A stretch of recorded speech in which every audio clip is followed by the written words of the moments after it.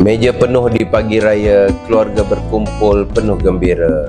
Mari bersama rayakan hari raya, maaf dipinta, kasih tidak terkira. Saya Ahmad Husaini Fikri bin Muhammad Hassan, Pengetua SMK Sultan Tajul Arifin, ingin mengucapkan selamat Hari Raya Aidilfitri kepada seluruh warga SMK Sultan Tajul Arifin. Kepada yang ingin pulang ke kampung, berhati-hati di jalan raya. Ingat orang yang tersayang.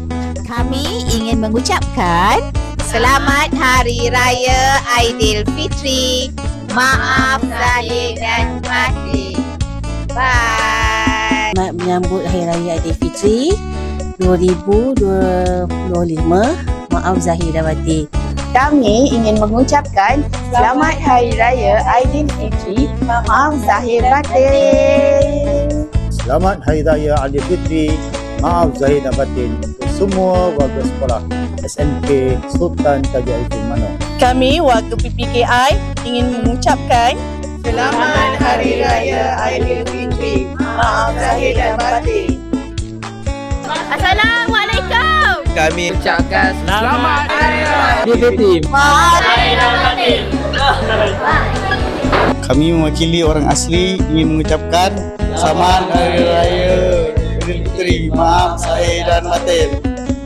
Selamat menyambut Aidilfitri. Maaf zahir dan batin.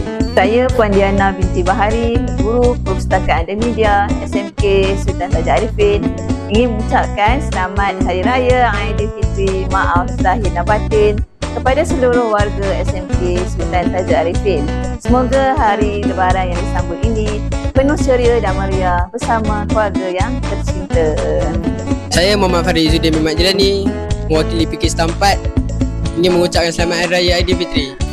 Hai, Assalamualaikum dan salam sejahtera. Salam Aidilfitri. Saya Ahmad Amirul Hakimi bin Ahmad Mizi, pengarah videografer, sinematografi dan editor TV PSS Semesta. Wakili TV PSS Semesta ingin mengucapkan selamat Hari Raya Aidilfitri. Maaf zahir dan batin. Kami barisan pentadbir SMK Sultan Tajul Arifin mengucapkan selamat Hari Raya Aidilfitri. Maaf zahir dan batin. Kami mengucapkan selamat Hari